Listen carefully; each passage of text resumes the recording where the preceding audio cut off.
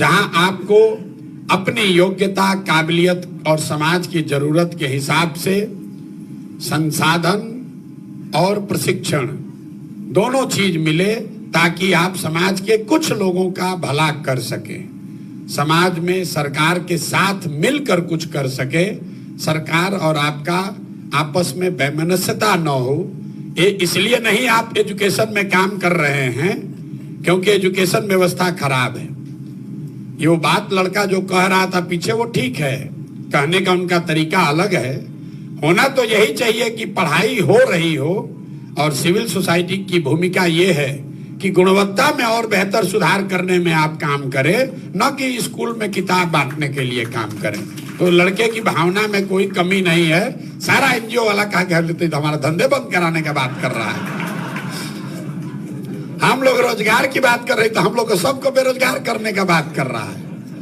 नहीं, उनका कहने का मतलब ये है कि अगर समाज की, सरकार की जो बेसिक जिम्मेवारी है, अगर सरकार वो पूरा करे तो उसके आगे की जो सीढ़ी है उस पर आपका योगदान होना चाहिए।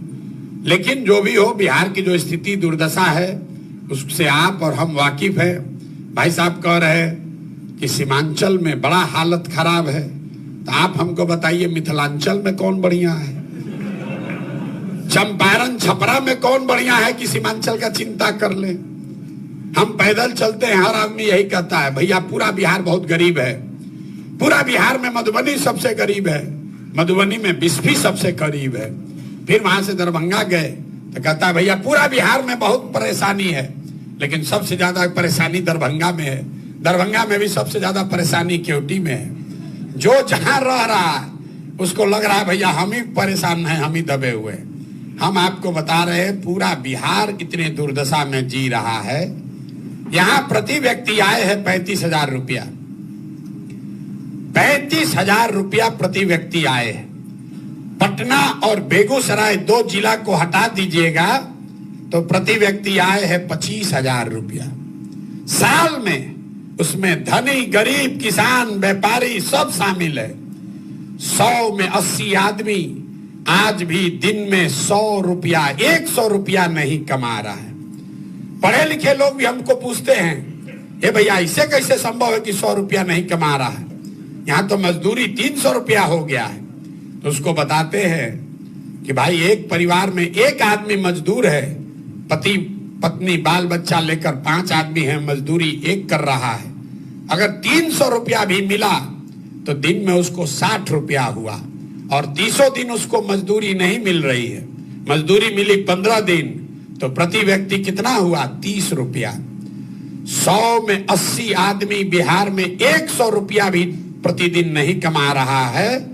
और हम लोग बात कर रहे हैं कि मिथिलांचल ज्यादा खराब है कि सीमांचल ज्यादा खराब है। भैया पूरा बिहार ही खराब है, इसलिए ये नए प्रयास की जरूरत है।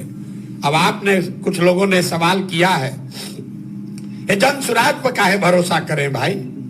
आप अलग क्या कीजिएगा? बहुत लोगों ने लिख कर दिया है, ये भी बात ठीक है, लेकिन इससे ज्यादा बेवकूफी वाला कोई सवाल भी नहीं हो सकता है। लोग हमसे पूछता है कि भैया ठगी, आपको हम मदद करने आए हैं लेकिन आप नहीं न ठगिएगा। अब आप बताइए कि हम शक्ल से इतना बेवकूफ दिखते हैं कि अगर हमको ठगना है तो पहले कहेंगे कि ठगेंगे? मतलब ऐसा कौन धरती पर बेवकूफ है जिसको ठगना है वो आकर ये कहे कि भैया हम तुमको ठगेंगे, और फिर लोग ठगा जाएगा। जो हिंदी में शब्द है विश्वासघात, पहले विश्वास है फिर घात है। अगर आप विश्वास करोगे तभी तो घात होगा। रोड पर चलने वाला आदमी आप पर घात नहीं कर सकता है।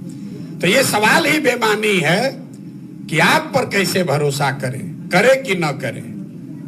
लेकिन आपके पास भरोसा करने के अलावा चारा है कि नहीं, ये जरूर पूछना चाहिए।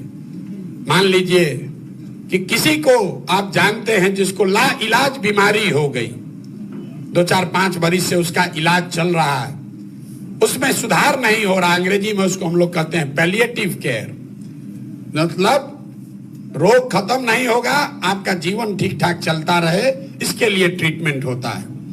डॉक्टर साहब से जाकर आप पूछ रहे हैं, अरे भाई ये तो सुधर ही नहीं रहा है, डॉक्टर ने कह दिया इलाज बीमारी है, इस पर अब कोई दवा काम नहीं करेगा। फिर एक दिन आप डॉक्टर साहब के पास पहुंचे, किसी ने बताया डॉक्टर साहब ने कि देखो एक दवा आया है नया, अभी ट्रायल में चल रहा है, तो हम गारंटी नहीं दे रहे हैं, लेकिन अगर आप अनुमति दोगे तो ट्राई करके देखते हैं, 50% सफलता मिल भी सकता है, नहीं भी मिल सकता है। तब आप लोग सोच के बताइए।